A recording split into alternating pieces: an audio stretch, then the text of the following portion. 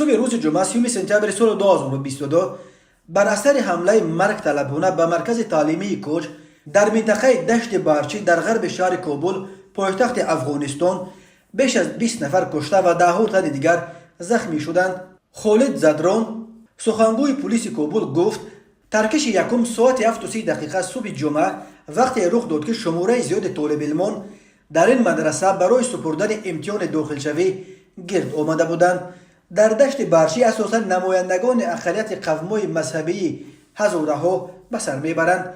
هزارها که به فرق از اکثر اهالی سنت تبار افغانستان پیرو مذهب شیعه اند، قبلا هم بارها هدف حمله‌های خونین مرگ طلبانه قرار گرفتند. مسئولیت حمله روز 30 سپتامبر را هنوز یگان گروه به دوش نگرفته است، ولی هزارها در گذشته هم از سوی جنگجویان سازمان تروریستی داعش و هم از سوی جنگجویان طالبان حمله می شدند.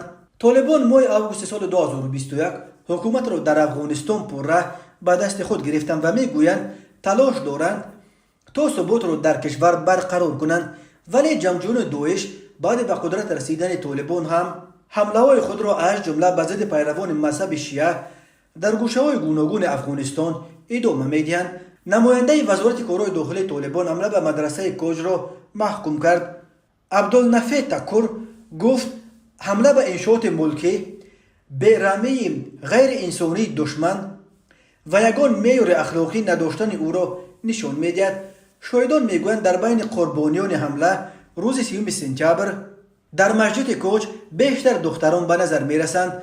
بعد به قدرت رسیدن طالبان تحصیل دختران سخت محدود و بسیاری از مکتب‌های دختران بسته شدند، ولی برخی مکتب‌های خصوصی از جمله مدرسه کوچ به فعالیت خود ادامه میدادند. در ویدیوهای نشر شده دیده می شود که جسدهای قربانیان حمله به مدرسه کوچ را در بیمارستان علی جناح که در قریبی این مدرسه جایگیر شده است در روی فرش قطار کردند.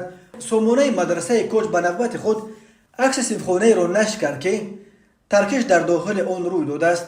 در عکس دیده می شود که بر اثر ترکش اکثر میز و کرسی ها در این صنفخانه چپه شده، روی فرش صنفخانه پر از شکسته پاره هاست. منطقه دشت بارچی که اکثر اهالیش را هزارها تشکیل میدهند قبلا هم هدف چندین حمله خونین از جمله به ضد بیمارستان ها و مکتب ها قرار گرفته بود. یکی از خونین ترین حمله ها در این منطقه سال 2021 هنوز تا رسیدن طالبان به قدرت به یک مکتب دختران در دشت بارچی صورت گرفت. 85 کشته و بیش از 100 زخمی به جا گذاشت. اکثر قربانیان آن حمله نیز دختران طالب علم بودند.